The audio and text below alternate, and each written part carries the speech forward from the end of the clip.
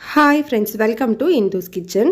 இன்றைக்கி நம்மளோட கிச்சனில் ரொம்ப டேஸ்ட்டான காலிஃப்ளவர் 65 மசாலா கொஞ்சம் கூட உதிராமல் ரொம்பவே கிறிஸ்பியாகவும் டேஸ்ட்டாகவும் எப்படி செய்கிறதுன்னு பார்க்கலாம். இப்போ இதை செய்கிறதுக்கு ஃபர்ஸ்ட் ஒரு பாத்திரத்தில் 2 கப் அளவு தண்ணி சேர்த்துக்கோங்க. இது கூட அரை டீஸ்பூன் அளவு உப்பு, 1/4 டீஸ்பூன் அளவு மஞ்சள் தூள் சேர்த்து நல்லா கொதிக்க வச்சுக்கலாம். தண்ணி நல்லா கொதிக்க ஆரம்பித்த உடனே நான் இன்றைக்கி ஒரு மீடியம் சைஸ் காலிஃப்ளவர் எடுத்திருக்கேன். காலிஃப்ளவரை இந்த மாதிரி மீடியம் சைஸ் பீசஸாக கட் பண்ணிவிட்டு சேர்த்துக்கோங்க. காலிஃப்ளவர் எல்லாத்தையுமே உள்ளே சேர்த்ததுக்கப்புறமா இதை ஒரு முறை நல்லா கலந்துட்டு ஒரு 2 நிமிஷம் மட்டும் கொதிக்க வச்சுட்டு ஸ்டவ் ஆஃப் பண்ணிக்கோங்க. ஸ்டவ் ஆஃப் பண்ணதுக்கப்புறமா ஒரு 5 நிமிஷம் அப்படியே இருக்கட்டும். அதுக்கப்புறமா நம்ம காலிஃப்ளவரை வடிகட்டி தனியாக எடுத்து வச்சுக்கலாம். இப்போ நம்ம 65க்கு தேவையான மசாலா ரெடி பண்ணிக்கலாம். அதுக்கு ஒரு பவுலில் 1/2 டீஸ்பூன் அளவு காஷ்மீரி மிளகாய் தூள் சேர்த்துக்கிறேன். நீங்கள் நார்மலான மிளகாய் தூள்னால் 1 டீஸ்பூன் அளவு சேர்த்துக்கோங்க. இது கூட அரை டீஸ்பூன் அளவு மிளகுத்தூள், அரை டீஸ்பூன் அளவு கரம் மசாலா, அரை டீஸ்பூன் அளவு சாட் மசாலா சேர்த்துக்கிறேன். சாட் மசாலா சேர்க்கும்போது நம்மளுக்கு கடையில் கிடைக்கிற அதே டேஸ்ட்டில் இருக்கும். இது கூடவே இப்போது 2 டீஸ்பூன் அளவு மைதா, 1 டீஸ்பூன் அளவு அரிசி மாவு, பச்சரிசி மாவு, புழுங்கலரிசி மாவு, வறுத்தது வறுக்காதது எது வேணும்னாலும் சேர்த்துக்கலாம். கூடவே 2 டீஸ்பூன் அளவு சோள மாவு, கார்ன்ஃப்ளவர் மாவு சேர்த்துக்கோங்க.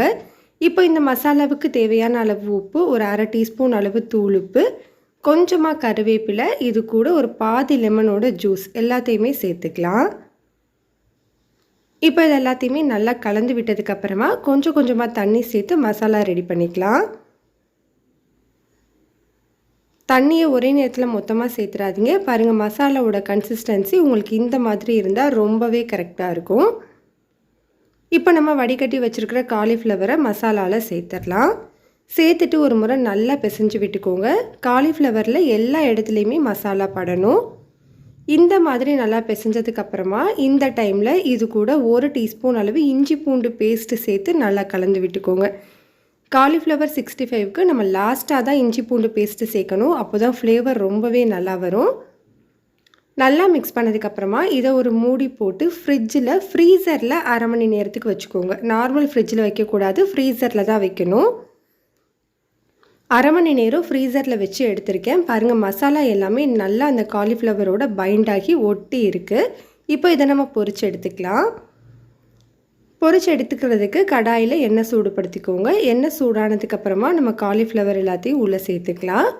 கொஞ்சம் தள்ளி சேர்த்துக்கோங்க. போட்ட உடனே திருப்பி விட்டுற வேண்டாம். ஒரு 2 நிமிஷம் வெந்ததுக்கப்புறமா திருப்பி விட்டு ஸ்டவ்வை மீடியம் ஹீட்லேயே வச்சுட்டு நல்லா வெந்ததுக்கப்புறமா எடுத்துக்கலாம். பாருங்கள், நம்மளுக்கு காலிஃப்ளவர் எல்லாம் சூப்பராக ஃப்ரை ஆகி மசாலா கொஞ்சம் கூட உதிராமல் சூப்பராக இருக்குது. இதை நம்ம எடுத்துடலாம்.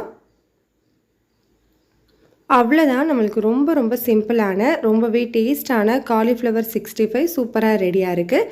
கண்டிப்பாக இந்த மெத்தடில் நீங்கள் ட்ரை பண்ணி பாருங்கள். டேஸ்ட் ரொம்ப சூப்பராக இருக்கும். ரெசிபி பிடிச்சிருந்தால் லைக் பண்ணுங்கள், ஷேர் பண்ணுங்கள், கமெண்ட் பண்ணுங்கள். இந்துஸ் கிச்சனை சப்ஸ்கிரைப் பண்ணி